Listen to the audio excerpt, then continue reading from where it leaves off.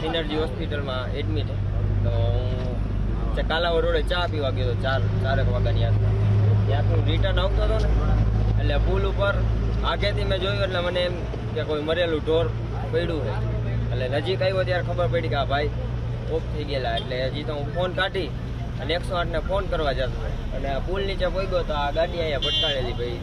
એટલે એમાંથી 2 જણા નીકળ્યા અને દારૂની બોટલનો અહીંયા ઘા કર્યો અને બસ એ જ ગાડી અહીંયા આવીને ભટકાઈ. અને ઘટના જે બની છે બહુ ખરાબ બનેલ છે.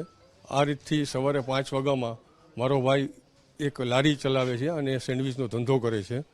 ધંધો કરીને ઘરે જઈ રહ્યો હતો અને રામાપીર ચોકડીના બ્રિજ ઉપર 4 વ્હીલવાળાએ ઉડાડેલ છે.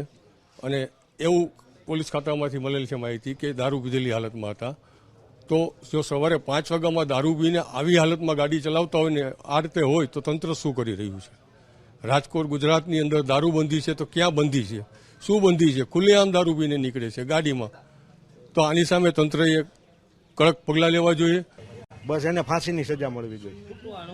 એ છૂટવા ન જોઈએ. કોઈ એને જામીન ન મળવા જોઈએ. એને ખબર નથી લોકોએ શું કર્યું છે, શું પાપ કર્યું છે એને ખબર નથી. હું એક પરિવારનો આધારસ્તંભ વયો ગયો, બાયડી છોકરા ભૂખે મરે એવું કર્યું છે એને. આવી રીતે લોકો ગાડીઓ હકાલે દારૂ પીને. પોલીસે કેવી કાર્યવાહી કરવી જોઈએ? તમારો આધારસ્તંભ કયો છે? પોલીસ કાર્યવાહી કરશે જ એની રીતે અમે સમજી છીએ. અમને પોલીસ ઉપર ભરોસો છે. પણ પૈસાના જોરે છૂટી જાય છે આ બધાય. પૈસાના જોરે છૂટે છે, એ ન છૂટવા જોઈએ.